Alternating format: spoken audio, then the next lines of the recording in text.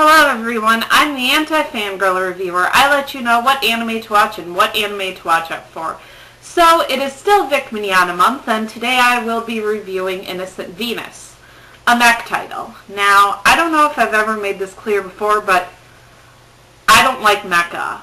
Granted, I haven't seen that many mech titles, but what I have watched I've either found to be boring, pretentious, or just really weak in terms of character development, especially female character development. I mean, granted, Generator Girl was a good series if you count that as a mecha, but what about Innocent Venus? Is it a credit to its genre and anime in general? Nope. In the year 2012 AD, hyper hurricanes have caused severe damage. 5 billion people lost their lives, reducing the population to 3 billion. Many of the world's economies, governments, and militaries have since disappeared, leaving many fledgling nations in their place. But these nations are not great stewards of order. The people now live in a chaotic era. In Japan, an elite class called Logos appears, controlling special zones in their country, which have most of the wealth and resources. They maintain their control over the Levinas, the lower class, by force of arms. The Levinas struggle day to day in order to survive. They are also greatly restricted in their actions. This has led to great tension. The spirit of resistance manifests itself as we see in a group of pirates, a group of people wanting to keep their independence from the oppressive governments versus pillage cities. In this worldwide state of turmoil, Jo Katsuragi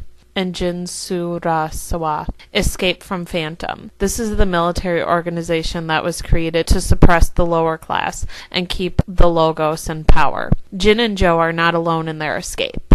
They have a small girl, Sana Noto, in their company. She's clearly an important child, since Phantom continually tries to recapture this girl. Yeah, this is kind of how I imagine the writers' meeting for this thing went down. Okay everyone, we've got a mech show to write. Now, let me just get out my cliche mech checklist here. Okay, evil government, check. Now, do we want a post-apocalyptic world? Yes. Okay, so what caused the apocalypse? Hurricanes. Okay, good. Good. Hurricanes. Alright, so major class divide? Yes. Alright, major class divide. Well, major class divides lead to heroic rebels. What kind of heroic rebels do we want? Pirates! Oh, I like that. Now, we need a moe character, you know, a character that we can merchandise the crap out of.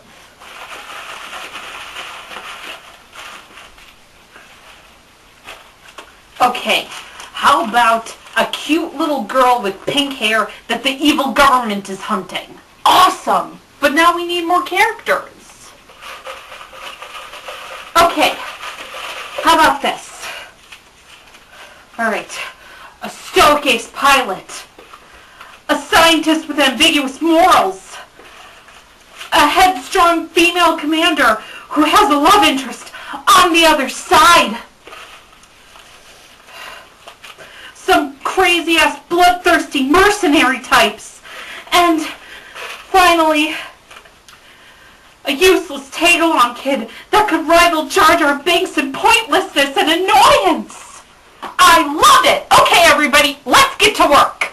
Innocent Venus was created by Brainspace, a company that was established in 1996, but they've only started creating their own series since 2005. With Innocent Venus, they took cues from Gonzo. The mechs are 3D, but they don't look forced into the frame, and I think that had to do with the modest green palette of the giant robots. That, however, is the highest praise I have to give the animation. I'm not saying it's anything bad, but it's not anything spectacular. The direction of the fight scenes, the character designs, the visuals used to build up the suspense are all standard, not only to mecha, but to anime itself. The voice track in Japanese was the high point of this series because of Jun Fukuyama. You probably know him from, one of those other mech anime. He plays the insane Phantom Soldier, Quinn Lang. He plays every disturbing note that character has to offer.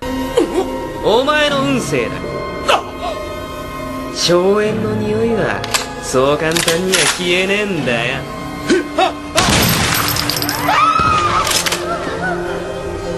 な、当たっただろ？え？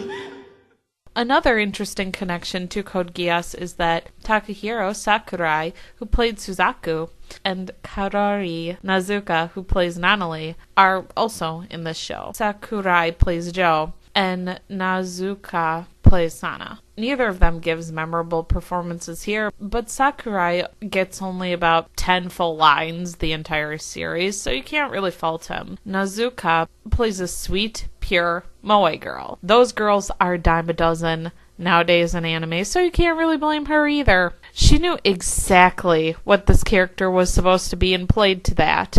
This was also the case with Megumi Toyoguchi and Toru Okawa, who have given very good performances in their careers, but they were very average here. The English track is average at best, forgettable at worst.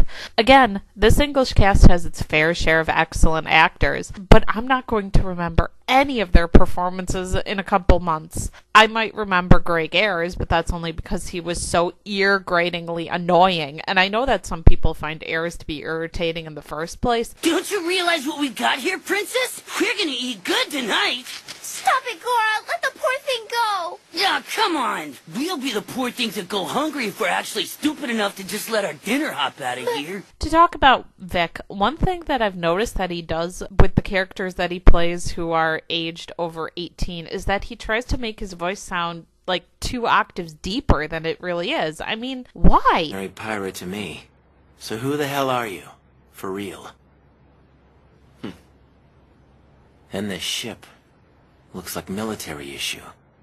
Besides that, it's new. But really, Vic's lackluster performance is due to him having to voice a lackluster character. When the character has to explain his motivations, it really doesn't make a whole ton of sense. The opening is pleasant. The animation, I admit, looks really cool. But the average J-pop song offsets it and keeps it from being anything too interesting.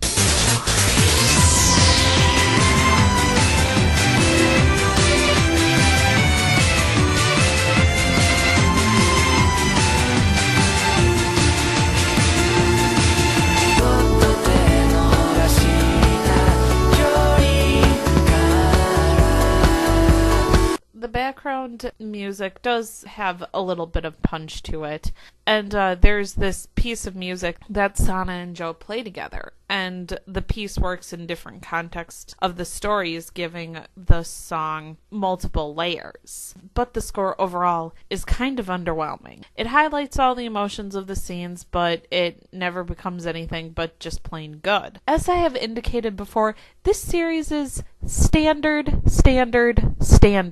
Now that I've seen over 20 anime series, I can recognize all the cliches that play into the show. But if I had never seen an anime before, I still wouldn't think it was very good. I'd probably be confused. The motivations of the characters never feel fully explained. It's like the creators thought, well, our audience has seen at least 10 shows like this, so they'll assume that the reasons that those characters have for being the way that they are is the same as the characters on all of those other shows. Every interesting avenue they could have taken was completely ignored. Don't expect to learn too much about Joe's and Jin's past in Phantom, or anything too deep about Renee and Toraji's relationship, because they don't really talk about that either. Why would they, when they have cliche mech explosions to animate? Why did they ignore every opportunity they could have had for flashbacks? These scenes would have been prime for character development to get the audience to, actually give a damn about any of these people. I know that we're supposed to feel sorry for the kids that Phantom uses in their experiments, but they're only on screen for 2 minutes total. The writers thought that it would be enough to show these cute little kids that later suffer a terrible fate, but it's not, so it doesn't work. There's absolutely no connection to the characters in the story at all. All of the themes and messages that are delivered are completely uniform to the mech genre. There's nothing about this series that stands out. It is so boring. So I give it a 6.5 out of 10. Recommendations. If you like mecha, you'll probably get some enjoyment out of this. Also, I suggest if you like Jun Fukuyama, check it out. But other than that, this series will probably put you to sleep. Vic, I love you, but you cannot rescue a dull, boring, and poorly written show all on your own. But then again, no one can. Auf Wiedersehen, sayonara, and to all my fellow Rangers, Red Dawn.